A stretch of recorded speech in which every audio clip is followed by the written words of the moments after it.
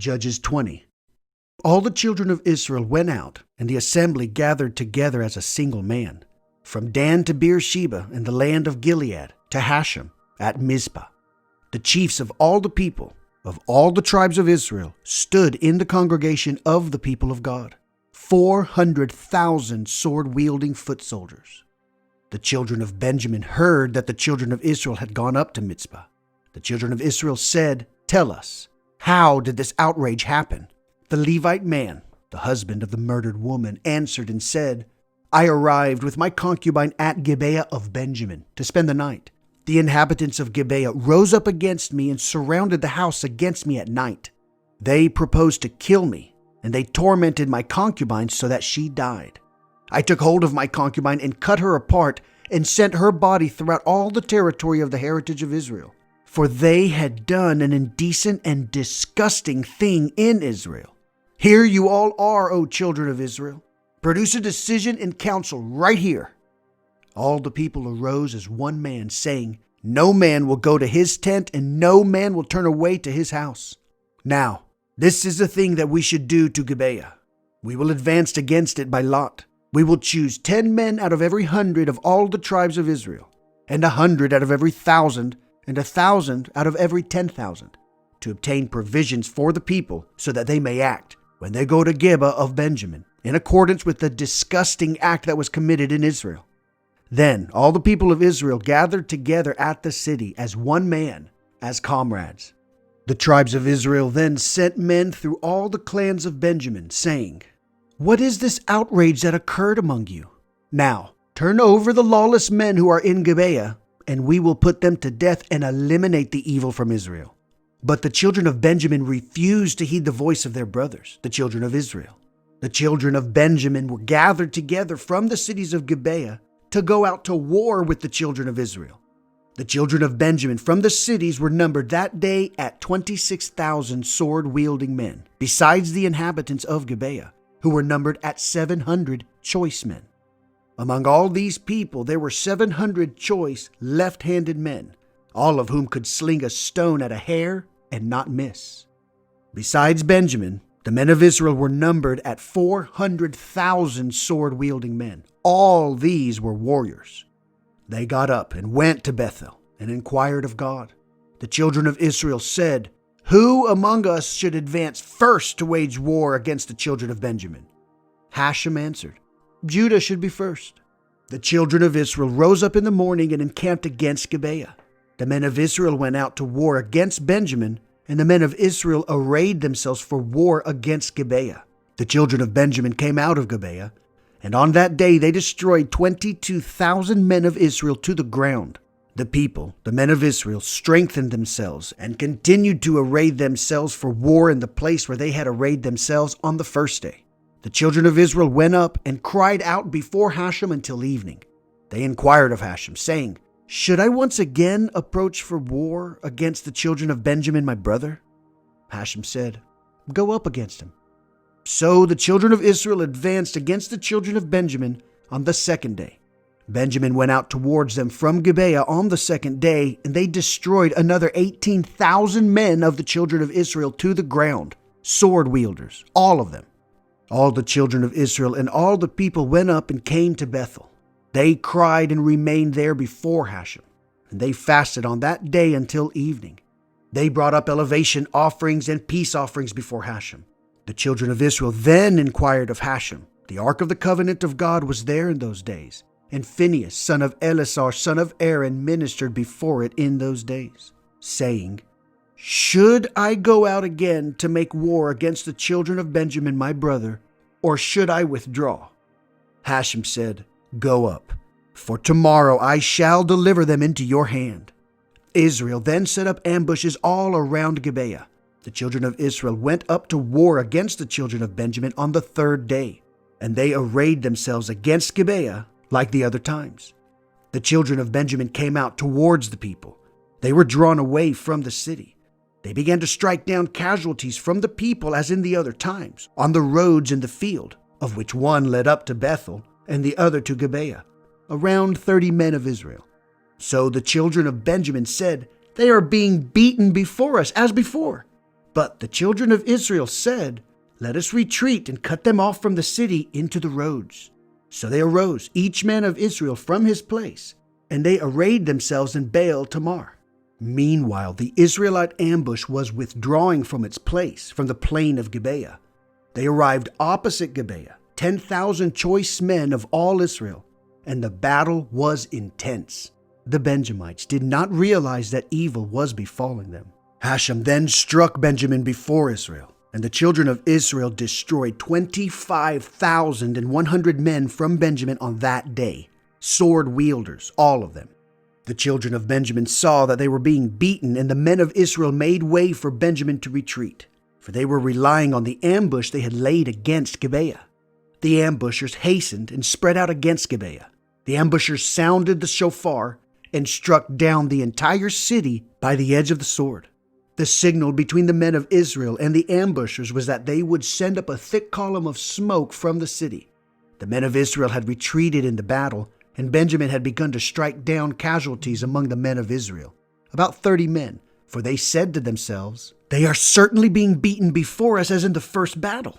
But as the column began to rise from the city, a pillar of smoke, the army of Benjamin looked behind itself, and behold, the city in its entirety was going up to the sky. Then the men of Israel turned around, and the men of Benjamin became terrified, because they realized that the evil had befallen them. They turned before the men of Israel to flee towards the desert, but the army of the battlefield overtook them, and the ambushers of the city destroyed them within it. They surrounded the army of Benjamin and pursued it. They trampled it where it sought rest, until opposite Gibeah toward the east. 18,000 men of Benjamin fell, all of them men of valor. Others turned and fled to the desert, to the rock of Rimmon. The children of Israel killed the stragglers on the roads, 5,000 men, and they overtook them until Gibeah, where they struck down of them 2,000 men. All those who fell from Benjamin on that day were 25,000 sword-wielding men, all of them men of valor. 600 men turned and fled to the desert, to the rock of Rimmon, where they stayed at the rock of Rimmon for 4 months. The men of Israel went back to the children of Benjamin and struck them down by the edge of the sword, from the populated cities to animals to everything else that was found. Also, all the cities that they discovered, they set on fire. Judges 21. The men of Israel had taken an oath at Mizpah, saying, "None of us will give his daughter as a wife to Benjamin." The people came to Bethel and remained there until evening before God. They raised their voices and wept in a loud lament. They said, "Why, O Hashem, God of Israel, has this happened in Israel, that one tribe of Israel should be missing in Israel today?" It happened on the following day that the people arose early and built an altar there, and they offered elevation offerings and peace offerings. The children of Israel then said, "Who did not come up to the assembly of Hashem?" For there had been a great oath against anyone who would not come up to Hashem, to Mizpah, saying, "He shall surely be put to death." For the children of Israel had relented towards their brother Benjamin. And they said, "Today one tribe will be eliminated from Israel. What can we do to provide wives for the survivors? For we have sworn by Hashem not to give them our daughters for wives." So they said, "Who is there of the tribes of Israel who did not come up to Hashem at Mizpah?" And behold, no one had come up to the camp, to the assembly, from Jabesh Gilead. The people took an account, and behold, there was no man there from the inhabitants of Jabesh Gilead.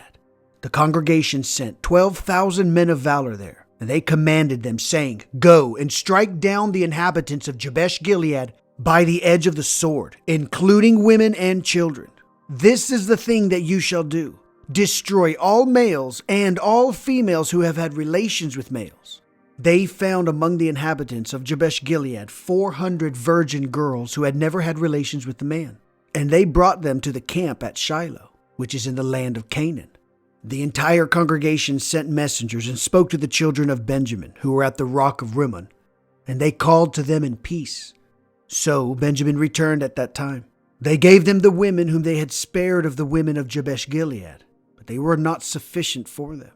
The people had relented toward Benjamin, for Hashem had made a breach in the tribes of Israel.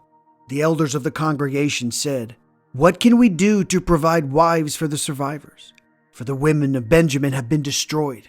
They said, the inheritance of the remnant of Benjamin must survive, and let a tribe not be eliminated from Israel. We cannot give them wives from our daughters, for the children of Israel have sworn, saying, cursed be whoever gives a woman to Benjamin. They said, behold, there is a yearly holiday unto Hashem at Shiloh, which is north of Bethel, east of the road going up from Bethel to Shechem, and south of Lebonah.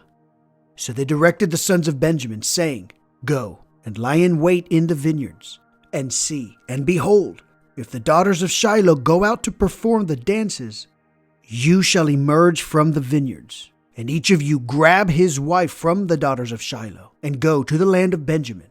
It shall be that if their fathers or brothers come to protest to us, we will say to them, be compassionate toward the Benjamites, for we did not capture a wife for each man in the war with Jabesh-Gilead, and because you did not give the wives to them, so that you should incur guilt now.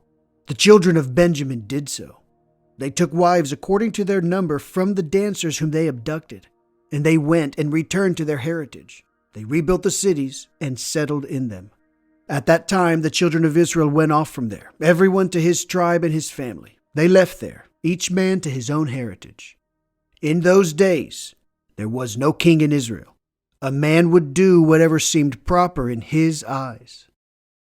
Okay, that is the end of chapters 20 and 21. This is the NQE, episode 121.